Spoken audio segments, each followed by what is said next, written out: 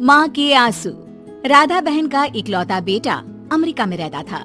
एक दिन राधा बहन का किराएदार कहता है, अरे माँ जी अकेली बैठी रहती हैं, बेटे के पास क्यों नहीं चली जाती? अरे कैसे चली जाऊं, नई नई शादी हुई है, अभी तो थोड़ा बहू के साथ समय बिताएगा, तभी तो दोनों के बीच समझ बढ़ेगी ना।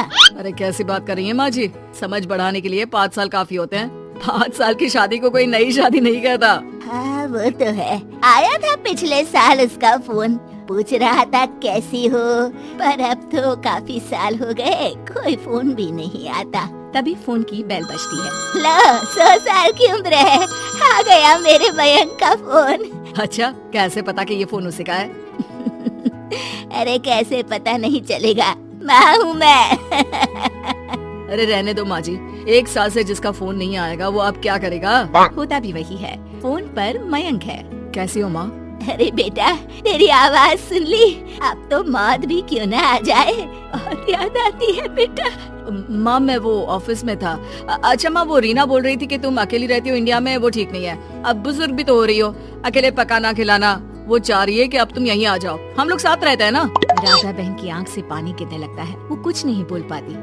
माँ हेलो, सुन रही हो ना माँ? हाँ बेटा तेरे साथ रहूंगी, सुबह शाम तुझे देखूंगी, और क्या जीवन में है तेरे पापा के जाने के बाद। तभी बीच में बेटा माँ को रोक देता है।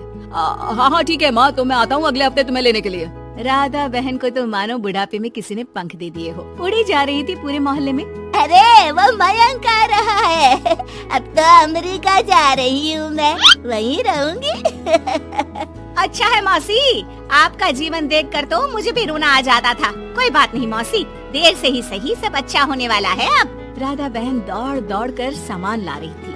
अरे इतना सामान तो 2 साल में भी कभी नहीं खरीदा जो 2 दिन में लिए जा रही हो मौसी। अरे बेटा आ रहा है ना अमेरिका से। अच्छा तो पकवान बनाने की तैयारी चल रही है?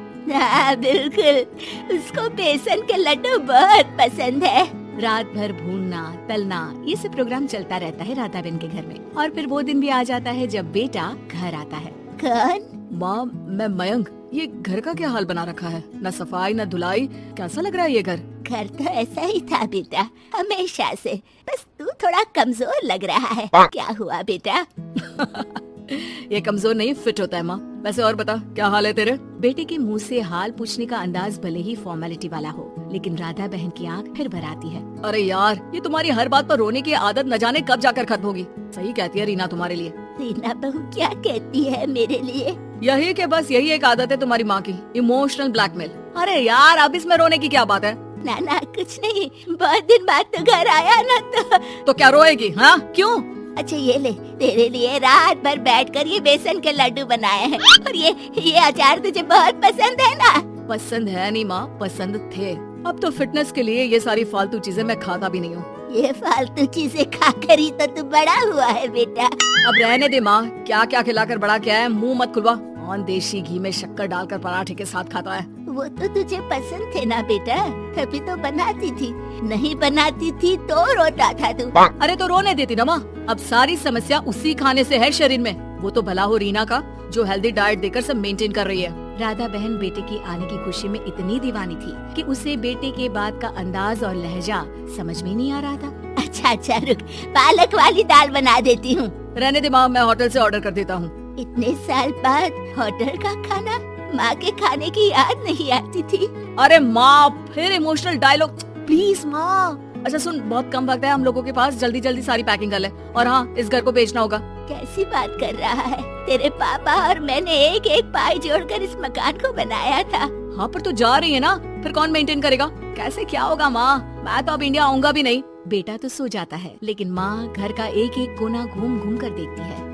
सही बात है, क्यों मोह माया जोड़ रही हूँ मैं इस घर से? आखिर बेटे के साथ रहना ही तो होता है हर माँ बाप को, लेकिन इनकी यादें हर एक कोने में है।